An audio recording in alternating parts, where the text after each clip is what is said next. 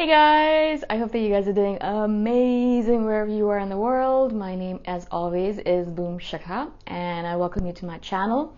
I hope that you guys are enjoying the content, that you're learning from it, that you're growing from it. That's my ardent desire with all the stuff that I've been sharing, is just to make the world a better place and have everyone become the best version of themselves. In this video, I wanted to speak to you guys about a question that an individual, actually a couple of people have asked me. Two or three people have asked me about INFJs and whether INFJs can be in a long-term relationship, long-distance relationship. And if they are in a long-distance relationship, then how are they supposed to deal with them, right? As you guys know, if you've watched my other videos on dating an INFJ, one of our main love languages, and there are 5, if you guys want, you can Google that, 5 love languages. It's a really, really interesting way of looking at the way you perceive love and you receive love. And so for an INFJ, we receive love, or we best receive love, is through by quality time. So through spending time with someone else. We don't really appreciate gifts if they're given to us. You know, it's nice, fine, you give me whatever you want to give me, but truly I know that someone loves me or really, really loves me is if they spend quality time with me. Not even quantity, but quality time. So it has to be, you know, without a cell phone stuck to their ear or stuck to their eyes, you know, just me and them staring at each other, talking about deep issues, about having a deep conversation, talking about the things that we really care about, and doing that in a way that makes me really feel heard and understood. So quality time is obviously, as I said, one of the most important ways that you can show an INFJ that you love them. Now, what happens, obviously, in a long-distance relationship is that that's the complete opposite of quality time, I think, or that's what I perceive as long-distance relationships to be, because, you know, you're far away from each other, and it's a little bit hard to have that quality time, face-to-face quality time with each other if you're going to be thousands of miles away from each other, right? So some of you guys have long distance relationships where you can go visit each other on the weekend, which is great because, you know, you do that. You go on the weekend and you spend time together, and that's all right. That works, I think, because it also gives your INFJ the time, the alone time that they need to be on their own and to figure out their stuff. So I think that works out really well. But some of you guys are living hundreds of thousands of miles away from each other. Not hundreds, but hundreds of miles from each other, you know, on other ends of the world.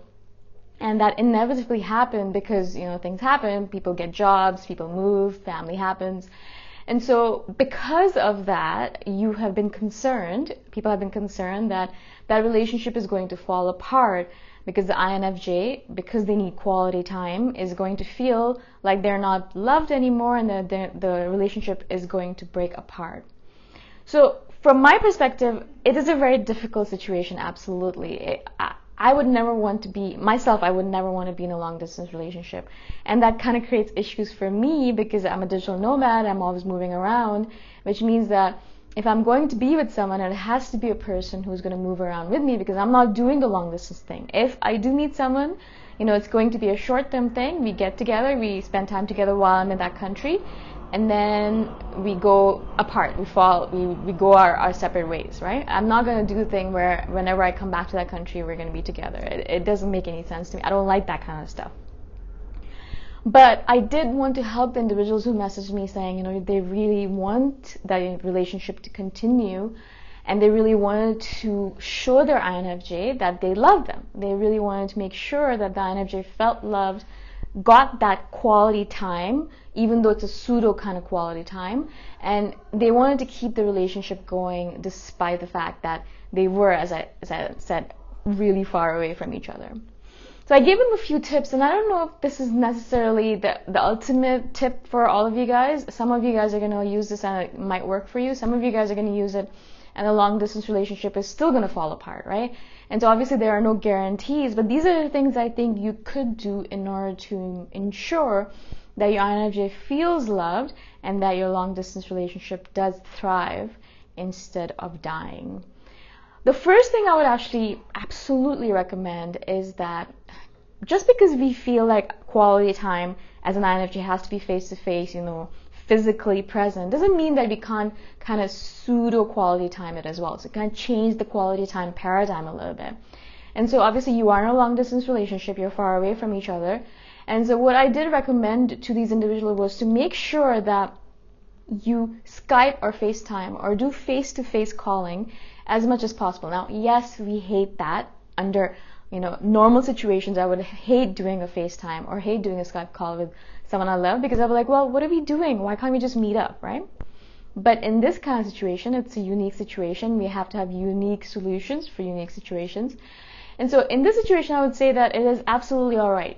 All you need to show your INFJ is that you are thinking of them, that you love them, that they don't need to become jealous or possessive or afraid that they're going to be abandoned or rejected. You are there for them. And one of the main ways or easiest ways to do that is to do a face-to-face call, right? Do a Skype call or a FaceTime or whatever works for you. I don't know. There's a million different ways to do this. And to figure out a time and place to do it, and do it weekly. Now, of course, if you can do it more than weekly, that would be amazing as well.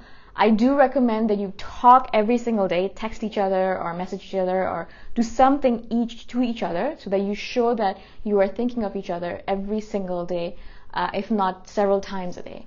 Because what happens is in INFJ, for me, and this is just based on my previous experiences, as soon as my loved one or my significant other goes far away from me, I feel all of a sudden that there is this distance between us, and obviously physical, but also emotional, and I need extra attention in order to feel loved, in order to feel that they are still interested in me, because there's so many possibilities that the person might go off and they might find someone else, and they might go off and break up with me or whatever it might be. And if they want to still be with me, they have to make sure that I know that, right? And the same thing for them as well. Obviously, I'll always be telling them that I love them and I still want to be with them.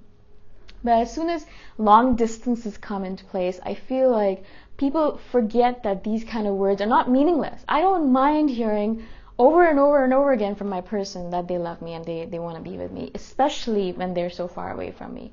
Because it really shows me that they're thinking of me despite the fact that we are so far away from each other. That is in fact the main thing. If they're going to be so far away from me, I want to hear it over and over again, that they are thinking of me, that they are mine. They're not someone else's. They're not going to go off to someone else unless we have that kind of polyamorous relationship, and even then there has to be communication built into it.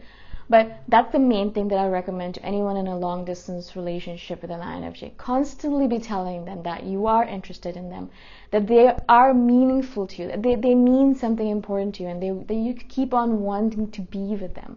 It's really, really important that we keep on doing that, especially, as I said, when you're in a long distance relationship. It's such a difficult thing.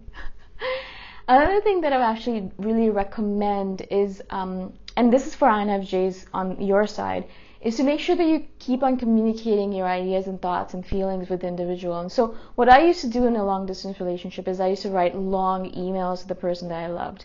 Now my long distance relationship wasn't very long distancey. It was a 45-minute to an hour and a half drive depending on the weather.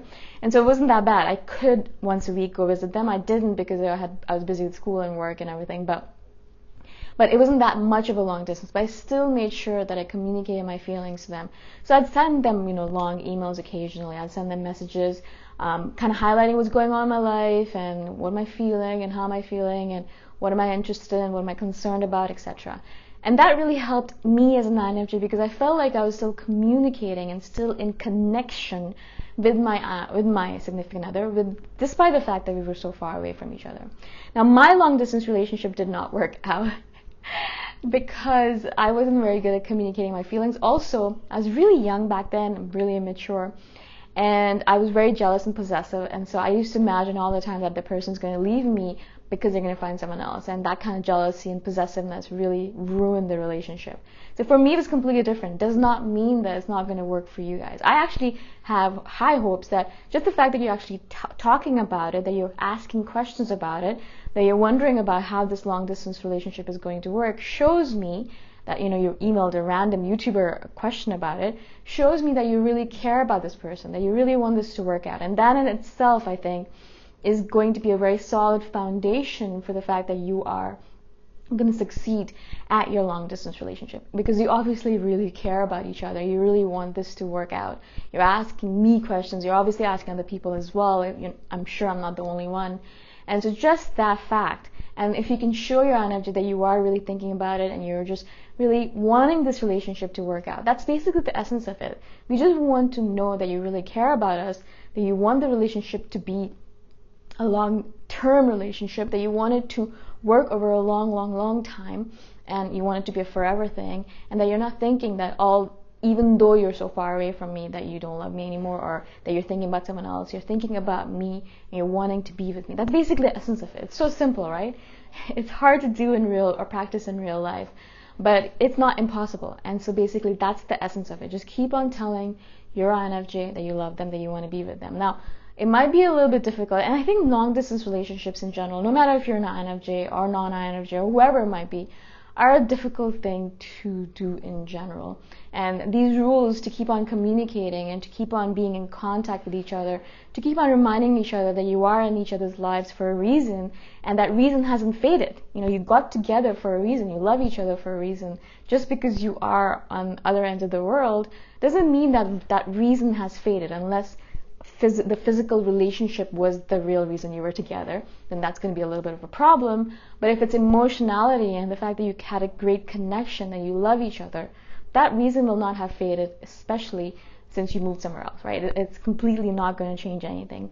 And so that means that you can keep on going with the relationship until you figure out how to move back into the same country as each other, or be with each other physically. And because that's the best way to do it, really. With an INFJ, to have a relationship with them, it's best to be in the same city as them. I hope this makes sense. I hope I was able to explain myself to you guys. Again, if you guys have any questions at all, please let me know. I'm just loving all the brilliant questions that you guys have been sending my way. It's actually been really fascinating to me, because I understand and I realize that I am so much I'm not as intellectually gifted as a lot of you guys are. You guys are sending me questions and thinking about issues that are so profound that it makes me feel absolutely inferior, but also gives me pleasure because I can actually, have your wisdom at hand as well and learn from you guys. Again, as I said, all my contact information is in the description below, so you can email me, message me on Facebook, whatever you guys prefer, and I shall see you guys in the next video. Bye for now.